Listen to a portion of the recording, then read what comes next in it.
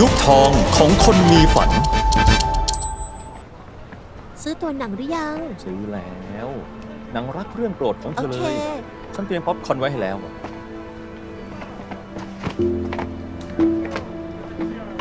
ขอโทษนะที่มาสายทำไมไม่เข้าไปอ่ะเอ๊ะเพื่อนนายเหรอโอ้ไม่ใช่อ่ะเราไปกันเถอะโอเคแค่นี้สุขสันต์วันวาเลนไทน์นะบางช่วงเวลาคนรอบข้างมีคู่หมดแต่ฉันกลับอยู่คนเดียวตอนที่ 23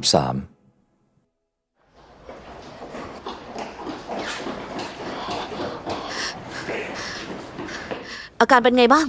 ยังอยู่ห้องฉุกเฉินเซเว่ยไปถามข้อมูลอยู่คุณเสี่ยไม่ต้องห่วงนะพวกเราอยู่ตรงนี้จันจูพวกเราอยู่นี่นะ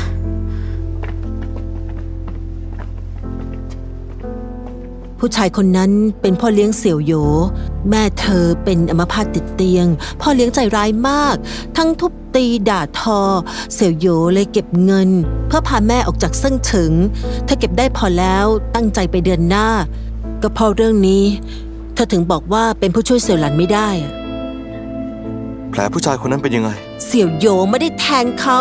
าล้มเองแล้วก็ไปโดนเศษขวดเบียร์แตกคนแบบนี้สมควรแล้วน่าจะหนักกว่านี้อีกไม่ถึงชีวิตก็ดีแล้วผู้ชายคนนี้นิสัยแบบนี้ครอบครัวเขาคงไม่ใช่คนดีถ้าเขาตายญาติมาโวยวายโยลี่จะลำบากกว่าเดิมก็จริงพวกคุณเป็นเพื่อนโยลี่ใช่ไหมครับอ๋อใช่ค่ะพวกเราอยากถามข้อมูลจากเธอพาไปหน่อยสิครับคุณตำรวจโยลี่เป็นพนักงานของฉันเธอกับแม่พักกันอยู่ที่เซิ่งเฉิงตอนนี้แม่เธอยังอยู่ใน ICU ไม่รู้จะเป็นหรือตายเฉินกังที่ชั้นล่างบอกว่าคุณจะฆ่าเขาฉันไม่ได้ทำคุณตำรวจผมเป็นทนายโยลี่ผมคิดว่าพวกคุณคงได้คุยกับหมอแล้วแผลท้องของเฉินกังเกิดจากเศษแก้วทิ่มดังนั้นอาการบาดเจ็บไม่เกี่ยวข้องกับโยลี่งั้นโยลี่เฉินกังล้มได้ยังไง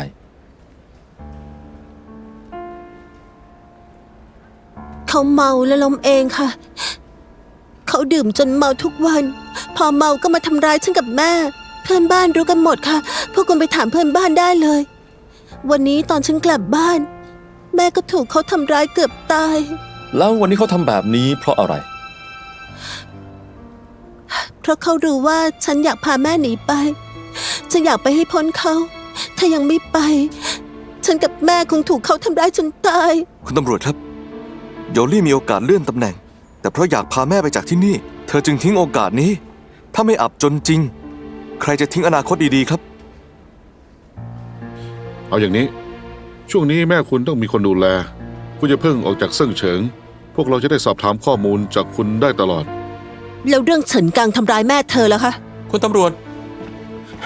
ผมอยู่ในที่เกิดเหตุถามผมได้เลยนะครับไอเลวนั่นเอาไม้ตีหัวแม่เธอขยับไม่ได้เลยทนายโจแบบนี้เข้าข่ายเจตนาฆ่าไหมผมเชื่อว่าคุณตำรวจจะตัดสินได้ถูกต้องครับ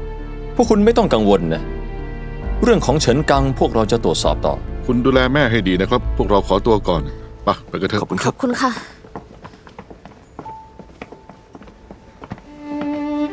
นี่อะไรน่ะลุกขึ้นขอบคุณค่ะขอบคุณทุกคนนะคะเธอรีบไปดูแม่เธอ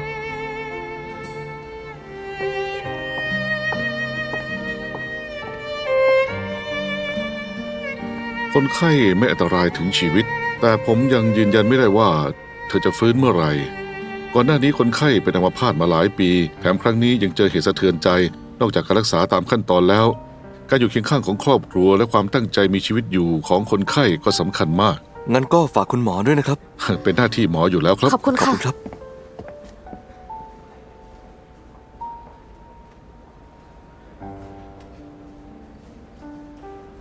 โยลี่ไม่ต้องห่วงนะทางสน.มีความคืบหน้าเขาจะติดต่อฉันเองเธอดูแลแม่ให้ดีก็พอถ้าต้องการอะไรก็บอกได้เลยที่ร้านมีคนพอทุกคนช่วยได้ใช่ไม่ต้องเกรงใจพี่ไปนะ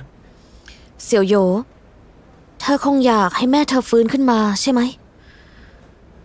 งั้นเธอก็ให้แม่รักษาตัวที่โรงพยาบาลให้ดีไม่ต้องห่วงเรื่องค่าใช้จ่ายนะทางบริษัทสำรองจ่ายได้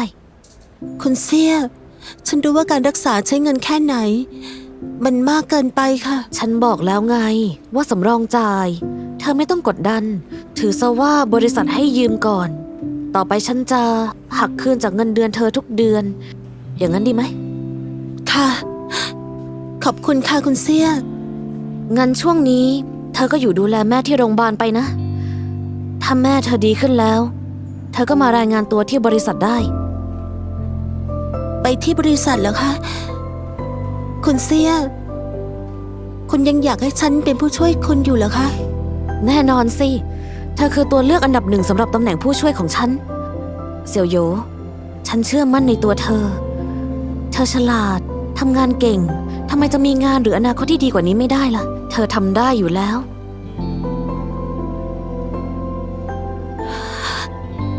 คุณเสี่ย ขอบคุณค่ะ ไม่เป็นไร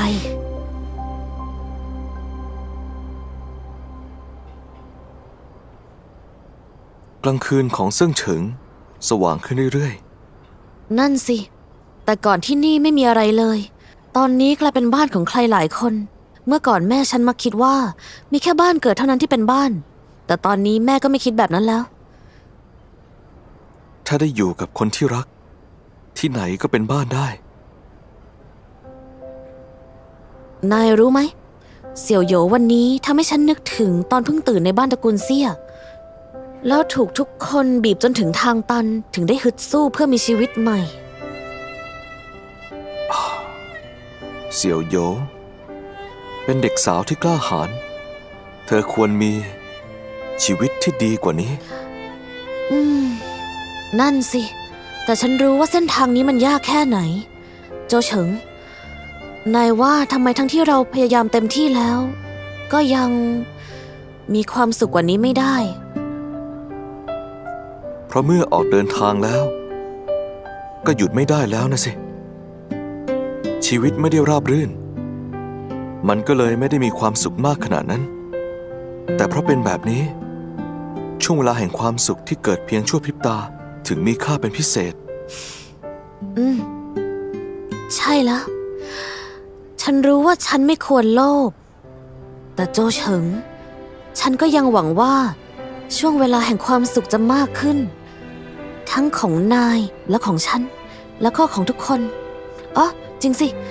ตู้เจ้าฮุยบอกฉันว่า เขาพบของเก่าคุณยายหวี เธอเหนื่อยมากแล้วนะ วันนี้พวกเราอย่าคุยเรื่องอื่นเลย ดีไหม อืม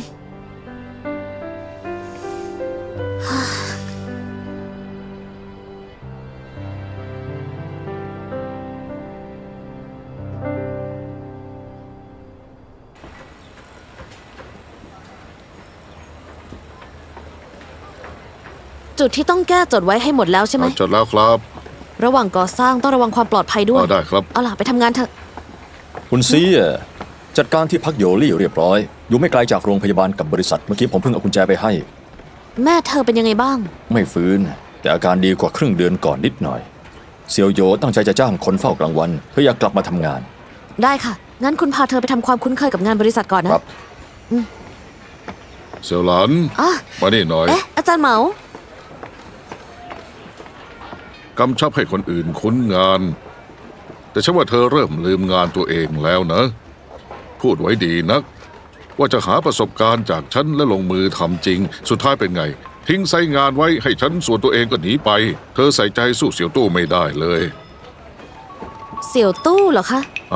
เสี่ยวตู้มาคุมงานทุกวัน เสี่ยวหลันฉันจะบอกให้นะ เรื่องนี้เธอต้องเรียนรู้จากเสี่ยวตู้ให้มาก งานออกแบบอาคาร ไม่ใช่เขียนแบบเสร็จก็จบ เธอต้องติดตามความคืบหน้าโครงการ แบบนี้ถึงจะรู้ว่างานออกแบบของเธอมีปัญหาอะไร ต่อไปจะปรับปรุงยังไง ค่ะ อาจารย์เหมาพูดถูก อาจารย์เหมาครับ ถ้าเกิดว่าสั่งสอนเสร็จแล้วเนี่ยให้คุณเซี่ยคุยกับเสี่ยวตู้หน่อยได้ไหม ได้พวกเธอคุยกันไปนะ เสี่ยวตู้ เสี่ยวตู้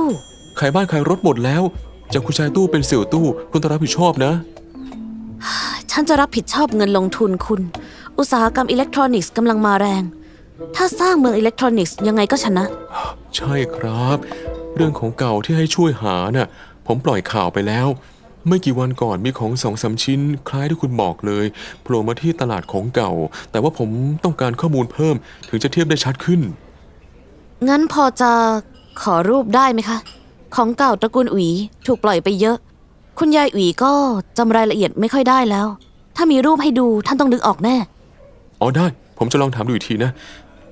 ถ้าเกิดว่าได้รูปมาแล้วไม่รู้ว่า คุณเสี่ยพอจะให้เกียรติ เอ่อคุณรู้จักรีสอร์ททะเลสาบฉิงเย่ใช่ไหม ที่คนอเมริกันสร้างเหรอ ถูกต้อง ฉันเห็นในหนังสือพิมพ์ว่าน่าจะเปิดเร็วๆนี้ ถ้างั้นวันที่รีสอร์ทเปิดเนี่ยคุณพอจะไปเป็นเกียรติหน่อยได้ไหม ไม่ได้ มีนัดละ เออ เฮ้ย น่ากลัวจังเลย เสียวเสียวเสียวเสียวเสียวจะตกแล้วโอ้ยสนุกมากจะอ้วกแล้ว ตาลาย หมดรอบยังเนี่ยหมดรอบยังหมดรอบยัง โอ้ยโอ้ยโอ้ยโอ้ยขาหักขาหักขาหักขาหักแล้วขาหักแล้ว โอ้ยชดใช้มาเลยนะ โอ้ยโอ้ย นายจงใจใช่ไหม นายรู้ไหมว่าพฤติกรรมแบบนี้เรียกว่าอะไร มิจฉาชีพ มิดอะไรนะ หมายถึงต้มตุ๋น ต้มตุ๋นเหรอ เดี๋ยวฉันเดี๋ยวทำฉันหัวทิ่มแบบนี้จะไม่รับผิดชอบหน่อยเหรอ ยังมาหาว่าฉันเป็นมิจฉาชีพอีก ฉันไม่ทำอะไรให้เธอ ฮะ ฉันแตะเธอตรงไหน ฮะ โดนตัวเธอหรือยัง ไปแตะเธอตอนไหน ฮะ เอาเดี๋ยวฉันโอ้โหปอกไข่โอ้โหเดี๋ยว น่าจะทำอะไร ไม่มีอะไรไม่ต้องสนใจเขา ก็แค่นักเลงกระจอก เดี๋ยวนะ เธอว่าใคร นาย นาย นั่ นั่ น น แห แห ละ ละ ฝากไว้ก่อน ฝากคู่เลย เฮ้ย ไม่เป็นไรใช่ไหมเสี่ยวหลัน ไม่เป็นไร นั่งก่อน เย็นดีจัง นายอยากเล่นอัน อยา ไหน ก ไหม เล่นอันนั้น อันนั้นน่ะ อันนั้นดูน่าสนุกดีอะไปดูกัน เล่นเครื่องเล่นตรงนู้นดีกว่าไหมฉันยังไม่ได้ลองเล่นเลย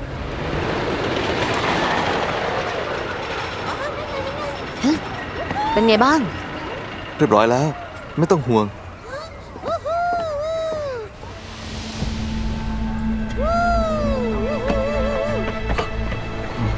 พี่เย่าจง อ้าว เฮ้ย ทำไมมาแค่2 คนคนอื่นนะ คนของเราใกล้ถึงแล้ว เดี๋ยวรอตรงนี้นะ คนครบแล้วไปตามฉัน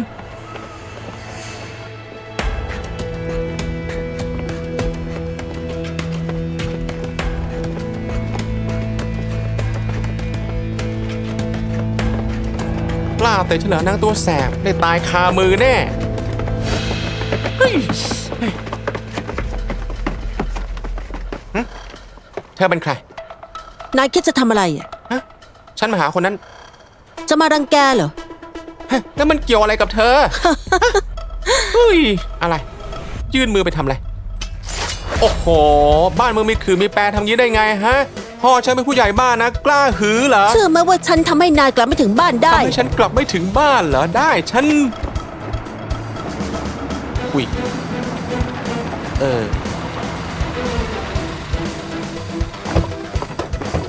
อย่าขยับล้อมไว้ให้หมด ยังรออะไรอยู่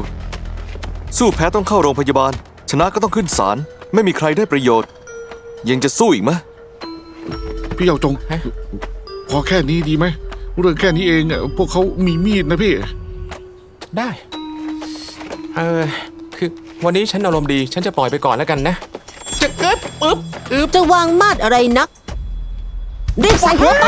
ไปแล้วไปแล้วครับไป พี่รอผมด้วยพี่แล้ว เอาละมาขึ้นรถเถอะเสี่ยวหลานมีเรื่องอะไรก็เรียกนะ ลุงกลับก่อนละ ค่ะ ขอบคุณค่ะลุง กลับดีๆนะครับลุง พี่ไป พี่สามเสี่ยวเว่ยขอบคุณนะ โอ้ยไม่ต้องเกรงใจไปหรอก คนกันเองทั้งนั้นนั่นแหละ จริงสิขามาผมมองอยู่ทางนั้นดูใหญ่และน่าสนุกมากเลย หยุดงานไปเล่นกันหน่อยดีไหม อ๋อ ไม่ละ เรา2 คนจะไปเดินแถวนี้ ยังมีธุระต้องทำพ มี วกนาย ธุ เล่น ระ กันไป นี่เองอ่ะ มาพี่เฉิงจือดูแลพี่สุรันดีๆนะเอาไปเราไปกัน ไปแล้วนะ เออ ไปละ บ๊ายบาย ต้องส ให้ นุก ทางไหนล่ะ ไป ว่าไงนะ มีชิงช้าสวรรค์ไหม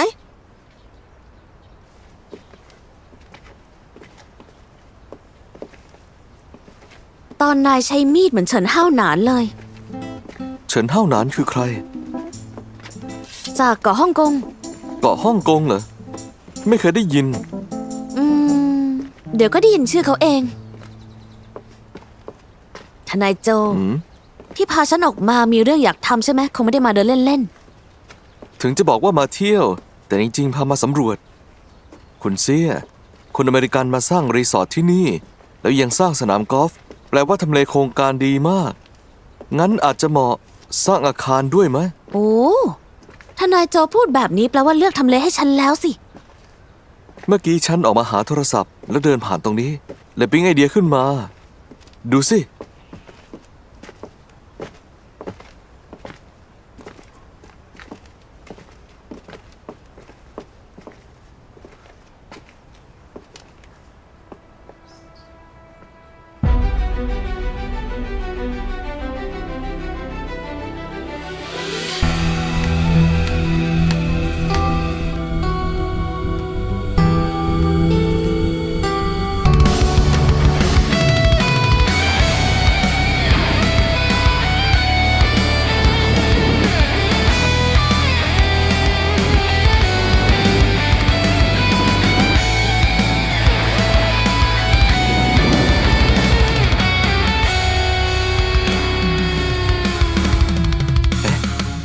เธอมายืนน้ำลายหก หน้าคูน้ำเหม็นๆแบบเนี้ยก็ดูพิลึกนะ นายพาฉันมาที่นี่เพราะอยากดูที่ผืนนี้ไม่ใช่เหรอ ใครบางคนเคยพูดไว้ว่า หลักการอสังหามี3 อย่าง ทำเลแล้วก็ทำเล ถึงตอนนี้ที่นี่อาจจะดูรก แต่ทำเลมันได้เปรียบมากๆ ทางนั้นก็คือรีสอร์ทฉิงเย่ทางนั้นเป็นที่ที่คนอเมริกันจะสร้างสนามกอล์ฟ มันอยู่ระหว่าง2 อย่างนี้ เหมือนกับลูกแก้วที่มังกรคู่ไล่เลย ทนายโจตาแหลมดีนี่ แต่ตอนนี้ยังมีปัญหาที่ดินผืนนี้อยู่ระหว่าง2 ผืนที่คนอเมริกันเลือกไป แล้วทำไมถึงเหลือที่ตรงนี้ไว้ แค่เพราะมันเป็นคูน้ำเน่างั้นเหรอ ไม่มีทางอะนักพัฒนาอสังหาไม่มีทางทิ้งที่ดินทำเลดีแบบนี้แค่เพราะเหตุผลผิวเผินแน่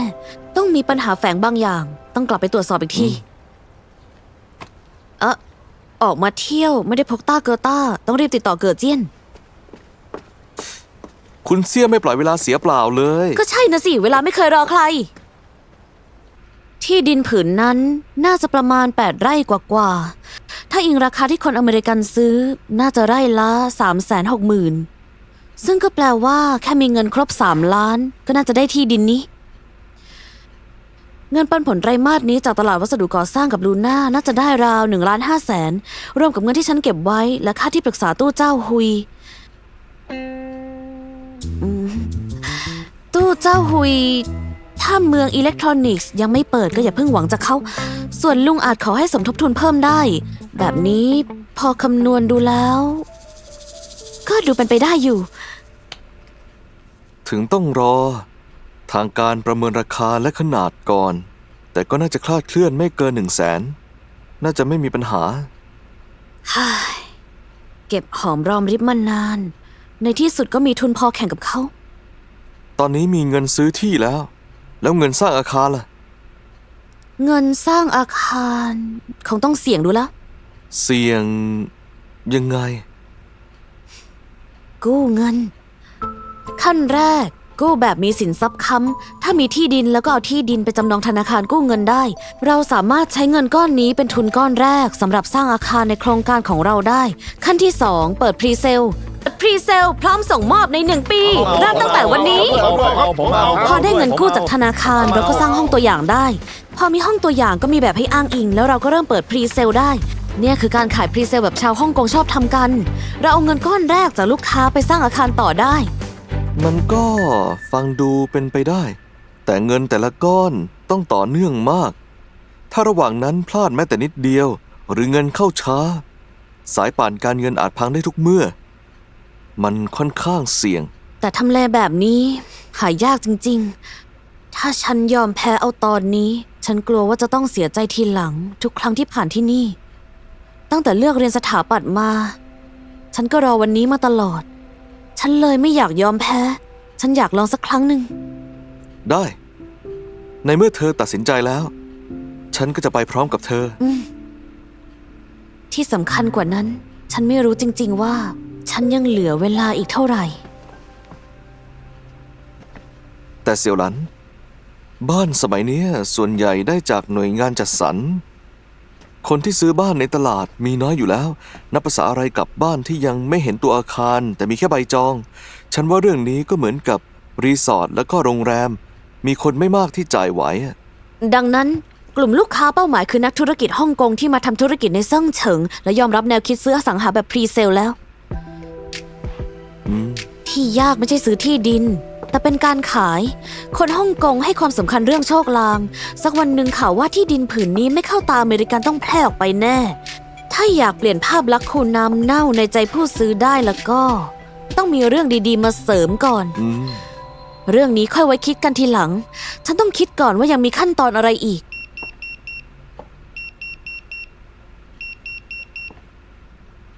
เรื่องที่โรงพยาบาลเหรอ ไม่เป็นไร นายไปก่อนเถอะ โอเคบายบาย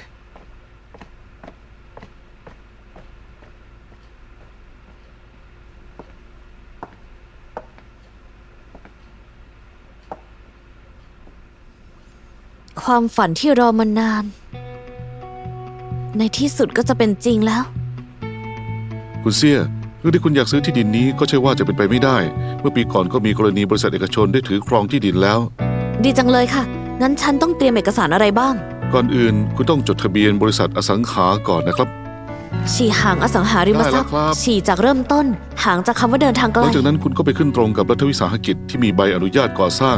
ข้อนี้เป็นขั้นต บ อน ริ สำ ษั คั ท ญที่ ก่อ สุด สร้างหลงเฉิงแห่งที่2เหรอ งั้นก็ดีเลยนะคะ เธอมีรุ่นพี่อยู่ที่นั่น ฉันจะไปถามให้นะ โอเคค่ะ ขอบคุณค่ะอาจารย์เหมา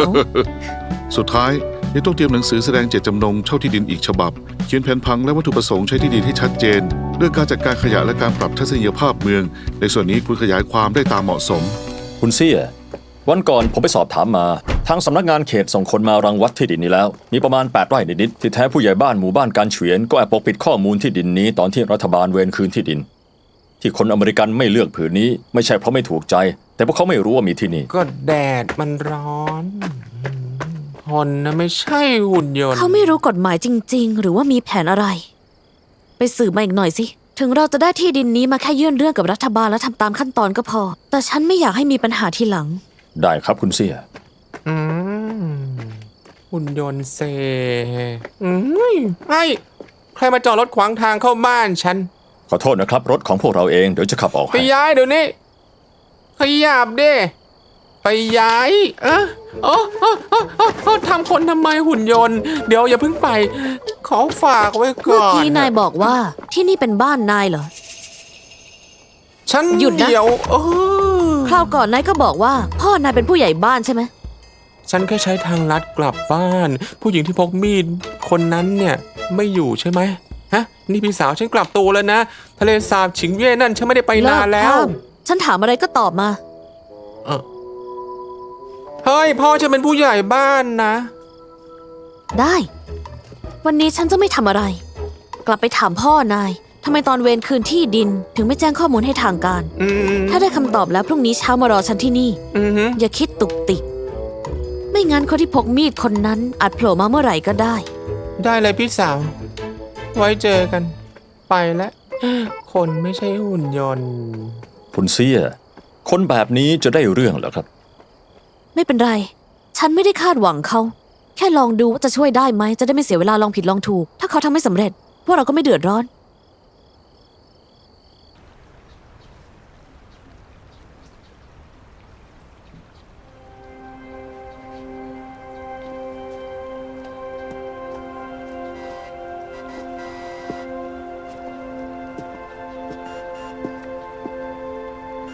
คุณเซี่ยให้ผมไปดูไหมครับ ไม่ต้องหรอก ที่ดินผืนนี้ต้องมีอะไรแน่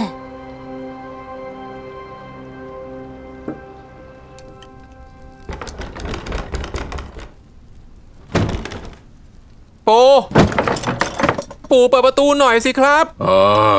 ทรายทองผุดจากดินอะไรปู่แค่เมาแล้วก็ตาลายแค่นั้นน่ะ ตา ส่วนหัวให้ขาด ได้ยินว่าหมู่บ้านเรามีชายทองเหรอ มีทรายทองที่ไหนเล่า ไม่รู้เหมือน อ๋อ กัน นี่ ได้ ปู่ ยินมา เอาไปขายแลก อ เงินสดเอามาชดใช้ไม่ได้ จะไป ไง ฮะอืม แน่จริงปู่ขังผมตลอดชีวิตดิถ้าผมเป็นผู้ใหญ่บ้านนะ ผมจะขายโชว์จูโกทิ้ง ขายก็ได้หลายแสนเลยคุณเสี่ยที่แท้เจ้าเด็กหลัวเหย่าก็ถูกปู่ขังเอาไว้ ปู่บอกว่าที่ดินผืนนั้นเป็นที่ดินมงคลของครอบครัว เรียกว่าอะไรนะทรายทองผุดจากดิน หลัวเหย่าจงอยู่ในบ้านก็แต่โวกเวกเพื่อนบ้านได้ยินกันหมดเรื่องนี้เลยสืบรู้ไม่ยาก ถ้าเพราะเหตุผลแค่นี้ คงไม่กระทบการพัฒนาโครงการเรา แล้วพวกเขาจะก่อเรื่องไหมครับเนี่ย ให้ผมไปหมู่บ้านการ ไม่ เฉี ต้อง ยน ละ ไหม ก่อนลงนามสัญญาที่ดิน เราไม่ต้องไปที่นั่น จะได้ไม่แหวกย่าให้งูตื่น ครับ ที่ยากไม่ใช่ซื้อที่ดิน แต่เป็นการขาย ต้องมีเรื่องดีๆ มาเสริมให้น่าสนใจ ที่ดินทองคำเหรอทรายทองผุดจากดินตระกูลหลัวก็ยื่นพล็อตพร้อมใช้มาให้เราแล้วนี่ จินซาฉือ ได้ค่ะ ไม่มีปัญหาเดี๋ยวฉันไปติดต่อเอง โยลี่ ช่วงนี้แม่เธอเป็นไงบ้าง ก็เหมือนเดิมค่ะ หมอบอกว่าใจร้อนไม่ได้ กลับไปฉันก็คุยกับแม่ทุกวัน ฉันเชื่อว่าแม่จะได้ยินค่ะ ฉันก็เชื่อเหมือนกัน ถ้าต้องการอะไรบอกบริษัทได้เลยนะ ขอบคุณค่ะคุณเซี่ยงั้นฉันออกไปก่อนนะคะ ไปเถอะ ค่ะ สวัสดีค่ะ ชีหังอสังหาค่ะ อ๋อคำร้องขอใช้ที่ดินของพวกคุณได้รับการอนุมัติแล้ว ถ้ามีเวลาก็มาเซ็นสัญญาได้เลยครับ ค่ะ ขอบคุณค่ะ พวกเราไปได้ตลอดเลย ฉันดูสัญญานี่แล้ว แบบฟอร์มที่รัฐบาลให้มา ปรับแก้ได้ไม่มาก ภาษาดูดุไปหน่อย แต่โครงสร้างรัดกุม เพราะงั้นไม่มีปัญหา คุณเสี่ยของเราใส่ใจเรื่องสัญญาจริง ใช่แล้ว ฉันไม่กล้าไม่ใส่ใจ ดูสัญญาที่เซ็นสิ ดูข้อตกลงร่วมนี่สิ เธอจะต้องรับผิดชอบเพียงคนเดียว ๆ ใช่แล้ว เรื่องสัญญา ระวังไว้ก็ไม่เกินไป เธอรู้ไหมว่าสำคัญสุดในการเซ็นสัญญาคืออะไร ที่สำคัญสุดคือต้องตรวจสอบก่อนว่าหน่วยงานที่เซ็นด้วยเชื่อถือได้ไหม หลังจากนั้นค่อยทำการตรวจสอบเงื่อนไข ครั้งนี้คนที่เซ็นกับเราคือรัฐบาล เขาจะไม่เล่นแง่เรื่องคำหรือวางกับดัก เพราะงั้นสบายใจได้ ใช่ สำคัญที่สุดคือคู่ค้าสัญญาเชื่อถือได้ ถ้าฉันเข้าใจเรื่องนี้เร็วกว่านี้ ไม่ใจร้อนอยากได้โบนัสหรือว่าเลื่อนขั้น ก็คงไม่ได้มาอยู่ที่นี่ ตอนนี้ก็ไม่รู้เหมือนกันว่าเป็นเรื่องดีไหม นี่คือสัญญาเช่าที่ดินที่คุยกันไว้ก่อนหน้านี้ คุณลองดูก่อนนะ ถ้าไม่มีปัญหาก็ลงชื่อได้เลยครับ ค่ะ ก่อนหน้านี้เรารับโครงการผ่านหยวนฮุย สัญญาก็เป็นลุงที่เซ็น นี่เป็นครั้งแรกที่จะได้เซ็นชื่อ เสี่ยเสี่ยวหลัน ไม่ใช่ในนามฝ่ายขาย แล้วก็ไม่ใช่ในนามผู้รับผิดชอบโครงการ แต่เป็นในนาม กรรมการผู้มีอำนาจแต่เพียงผู้เดียวของฉีหังอสังหา ฉันรู้นะว่า เธอจะต้องมีชีวิตที่สดใสมากแน่ๆ อนาคตของเธอจะต้องมีช่วงเวลารุ่งโรจน์กว่าตอนนี้แน่นอน ให้มันอยู่เป็นเพื่อนเธอ เขียนชีวิตที่สดใสไปด้วยกันเถอะ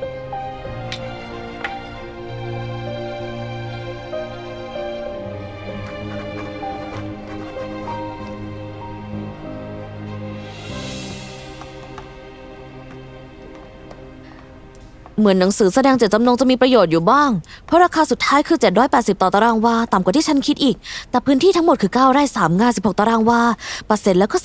3,50,000ใกล้กับที่คาดไว้ นึกถึงสมัยก่อน ตอนหาเงิน1 ล้านเป็นค่าโฆษณาลูน่าโคตรลำบาก ตอนนี้เสี่ยวหลันควัก3 ล้านสบายๆเลย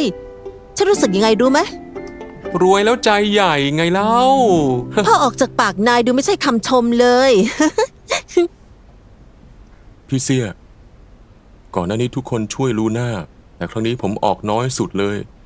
หลักๆก็คือลูน่าเพิ่งเพิ่มลายผลิต เลยมีเงินไม่มาก บวกกับทาง Elegance เปิดสาขาตามเราตลอดทำอะไรไม่ได้เลยกำไรส่วนมากก็เอาไปลงทุนหมดแล้ว ผู้บริหารที่อยู่เบื้องหลัง Elegance คือใครพอรู้ไหม ได้ยินว่าเป็นนักธุรกิจฮ่องกงจีน่าน่าจะยอมแพ้แล้วน่ะ แต่จะเป็นนักธุรกิจที่ไหน สุดท้ายก็เป็นคู่แข่งอยู่ดี ประเด็นก็คือคราวนี้ผมช่วยฉีหางไม่มากก็เลยรู้สึกผิดนิดหน่อย ใช่แล้วเฉิน อย่าคิดแบบนี้ ครั้งนี้ถือว่าฉันยืมเงินจากทุกคนเป็นการส่วนตัว อีกอย่างเรื่องลายผลิตลูน่าฉันรู้ว่าคุณเล็งมานาน จะให้ธุรกิจของคุณมาสะดุดเพราะฉันได้ยังไง อีกอย่างฉีหางซื้อที่ดินมันดูประมาทไปหน่อยไหม คือพูดตรงๆนะ อืม สร้างอาคารเหนือคูน้ำเน่าคือผมเนี่ยคือผมว่า อะไรเนี่ยแค่เชื่อใจพี่สุหลันก็พอ อาคารที่พี่สุหลันสร้างต้องดีที่สุดในเซิ่งเฉิงอยู่แล้วจริงไหม นั่นสิเสี่ยวหลันก็ต้องคิดมาดีแล้ว ใช่ครับใช่ ยังไงก็ตามฉันต้องขอบคุณทุกคนมาก อ่ะมา ชนแก้ว มา ๆ พรุ่งนี้จ่ายเงินเสร็จเอกสารก็เรียบร้อยแล้ว ต่อไปก็เคลียร์พื้นที่รังวัดที่ดินกู้เงินแล้วก็ปรับหน้าดิน มีเรื่องต้องทำเยอะ ฉันว่าเธอต้องมีผู้ช่วย ใช่ ฉันว่าจะให้เกิดเจี้ยนลองนายว่าดีไหม งานหน้าไซต์ก่อสร้างหลักๆ คือติดต่อคนงาน เกิดเจี้ยนเคยฝึกต่อสู้ น่าจะคุมคนงานได้ แถมยังติดตามเธอมาหลายปี น่าจะซึมซับเรื่องธุรกิจบ้าง ถือเป็นตัวเลือกที่ไม่เลว ดีงั้นก็ให้เกิดเจี้ยนลองว่าเขาจะทำได้ไหมยังมีเรื่องยุ่งยากอีกมากรอให้ฉันจัดการ อยากให้จินซาฉือสร้างเสร็จพรุ่งนี้จริง โถเอ้ย งานของคุณเซี่ยเนี่ย เหมือนไม่มีวันหมดเลยนะ ๆ ทนายโจ นายกำลังตัดพ้อหรือว่ากำลังอ้อนกันแน่ ไม่ใช่ทั้งคู่ ฉันแค่รู้สึกว่า ช่วงนี้เธอดูรีบมาก เหมือนว่าอยากรีบทำทุกอย่างให้มันเสร็จ เมื่อก่อนเธอมุ่งมั่นและเด็ดเดียว แต่ว่าไม่ชอบเสี่ยงแต่ที่ดินผืนนี้เป็นที่ดีหาได้ยาก ถ้าพลาดก็น่าเสียดาย คุณเซี่ย โครงการแรกของฉี่หาง ต้องราบรื่นแน่นอน สู้ๆนะ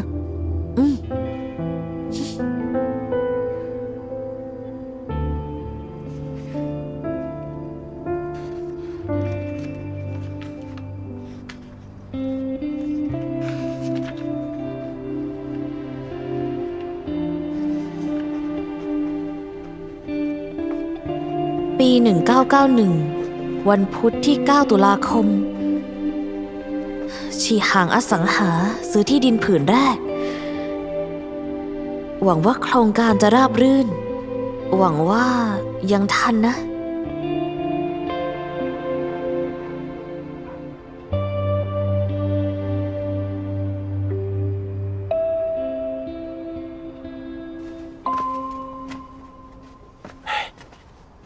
พี่เฉิงจือดูพี่สุหลันวันนี้สิ น่าดีใจจริงๆนึกถึงตอนที่เพิ่งเจอเธอ ตอนนั้นยังขายไข่เป็ดอยู่เลย แค่จะกินบะหมี่ยังตัดใจไม่ลง แล้วดูตอนนี้เป็นเจ้าของอสังหาแล้ว นั่นสิ ฉันก็ดีใจกับเธอ แต่แอบเป็นห่วง ว่าเธอจะใจร้อนเกินไปไหม โถ่เอ้ยพี่สุหลันก็เป็นแบบนี้เนี่ยแหละพอเห็นว่าดีก็ลงมือเลยไม่กลัวล้มเหลว ล้มก็ไม่เป็นไรเขาบอกว่าอย่าดูถูกหนุ่มสาวที่จนนะ แล้วก็อีกอย่างหนึ่งพี่เสี่ยวหลันเหมือนไม่เคยล้มเหลว ใช่ ถึงล้มเหลวก็ไม่ใช่เรื่องใหญ่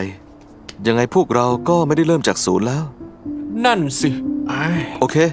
ฉันไปอาบน้ำแล้วนะ อ๋อเดี๋ยวพอพี่เสี่ยวหลันรวยแล้วเนี่ย ก็จะสร้างตึกตรงนี้ แล้วก็สร้างอีกตึกตรงนั้นด้วย เป็นของเราทั้งหมดเลย แม่สะใจซะจริงๆ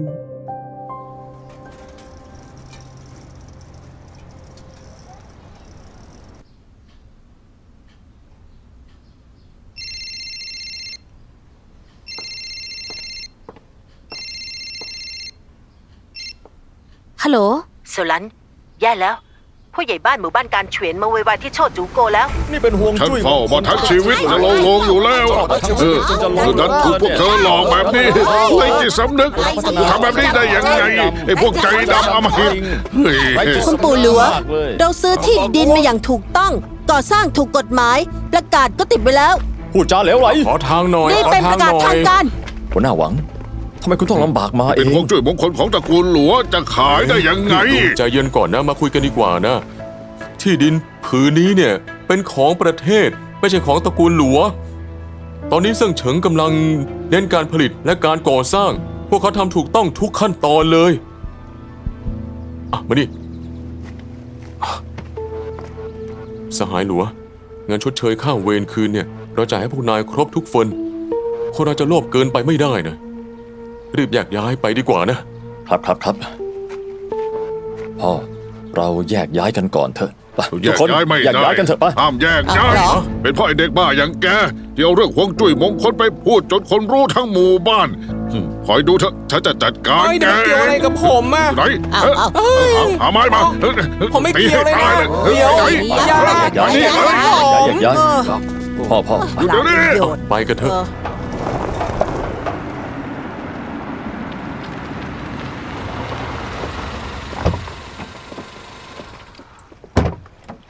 สิพี่ ไงสิทธิ์น้อง อ่ะเสี่ยวหลันทำไมเพิ่งมา เธอไม่ได้เห็นเมื่อกี้เลยอ่ะ มาถึงนานแล้วไปแจ้งสำนักงานเขตมา ให้สำนักงานเขตจัดการดีกว่าให้ฉันจัดการเอง หลังจากนี้คนตระกูลหลัวอาจจะมาอีก มีสำนักงานเขตคอยดูแลพวกเขาคงไม่กล้าก่อเรื่อง ดี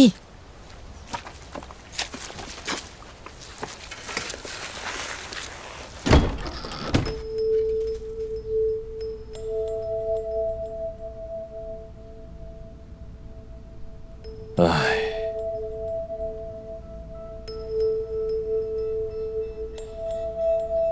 จะปล่อยไว้แบบนี้ไม่ได้ โถ่เอ้ยผมรับปากเจ้าหน้าที่สำนักงานเขตฝูเถียนไปแล้ว พ่อเลิกก่อเรื่องได้แล้ว ไม่งั้นผมคงเป็นผู้ใหญ่บ้านไม่ได้ แกกลัวเสียตำแหน่ง แต่ฉันไม่กลัว เอ๊ะ อ๋อ ลุกขึ้นไปต้มน้ำยังมีอารมณ์มานั่งเล่นอีก ทำเลนี้ไม่เลวเสี่ยวหลัน ปิดไว้แน่นเชียวนะ อาจารย์เหมา ฉันไม่ได้ตั้งใจปิดบังคุณค่ะ แต่คุณเด่นเกินไป ขนาดฉันยังไม่กล้ามาเลยค่ะ กลัวคนอื่นตัดหน้า ยังไม่ต้องพูดถึงบริษัทอื่น ถ้าตระกูลหลัวรู้ก่อนคงไม่มีโอกาสได้ที่ดินที่นี้แน่ ระวังไว้ก็มีประโยชน์ค่ะ เอ๊ะ ตรงนี้เป็นทางน้ำไหล ถ้าเคลียร์ขยะออกหมด ก็จะเห็นสภาพที่ดินชัดขึ้น แต่ชื่อที่นี่ไม่น่าฟัง โชจูโก เราต้องเปลี่ยนชื่อนะ เปลี่ยนแน่ค่ะ โชจูโกเป็นแค่ชื่อที่ชาวบ้านเรียก หนูตั้งใจจะเปลี่ยนเป็นจินซาฉือ มีข่าวลือว่าดินใต้น้ำมีทรายทองผุดขึ้นมา จะจริงหรือไม่ก็ใช้เป็นลางมงคลได้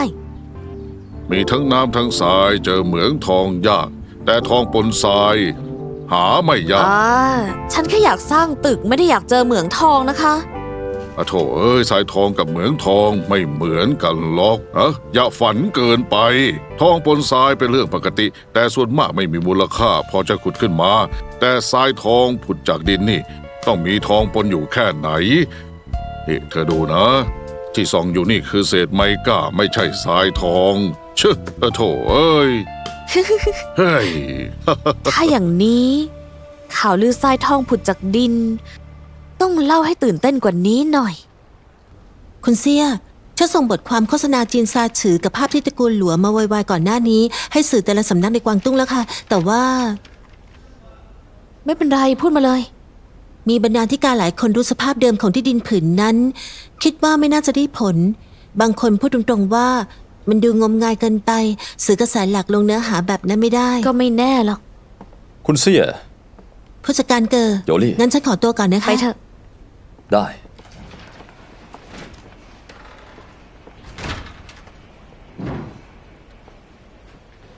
คุณเสี่ย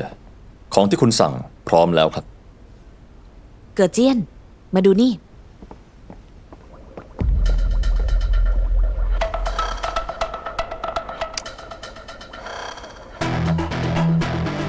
ทรายทองผุดจากดินไม่ใช่แค่ข่าวลือ แต่เห็นได้ด้วยตา นี่แหละทรายทองผุดจากดิน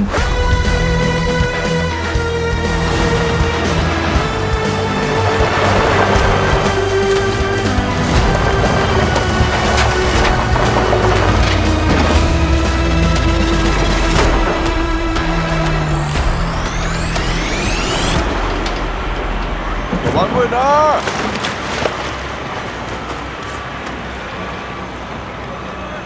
เ กิดอะไรขึ้น ระวังหน่อย คุณเสี่ยเริ่มขุดลอกแล้วครับ ไม่รู้ว่าที่ปู่หลัวเย่าจง เห็นตอนนั้นจะเป็นแบบนี้ไหม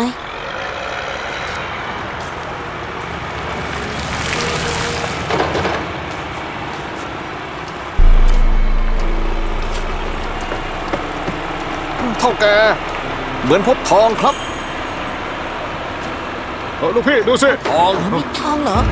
นี่ลองขุดดูสิ โอ้ย นายไปก่อนเลย ดูสิขุดขึ้นมาเลย เร็วๆ เข้า รีบหา ไหน ทองจริงหรือเปล่าเนี่ยโอ้โหคนดูสิเจอไหม รีบขุดเร็วๆ เจอหรือเปล่า รีบขุด ไปทองทอง ดูว่าใช่ไหม นี่ก็เจอนี่ก็เจอ จริงหรือโม้ ดูสิ ใช่หรือเปล่า คุณเสี่ย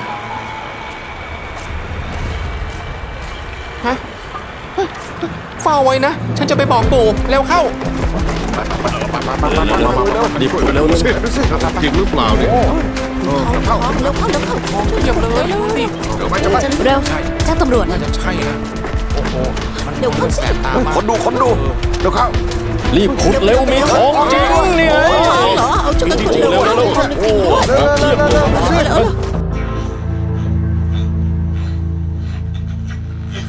ปู่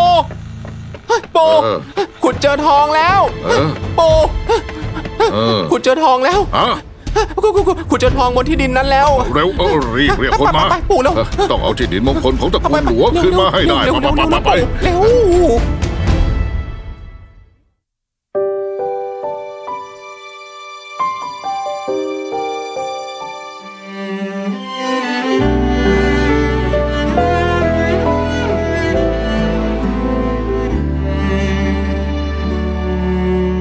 看花落，孤单的我问夜空，是否你那里春色正朦胧？颠倒了时间，四季也交错。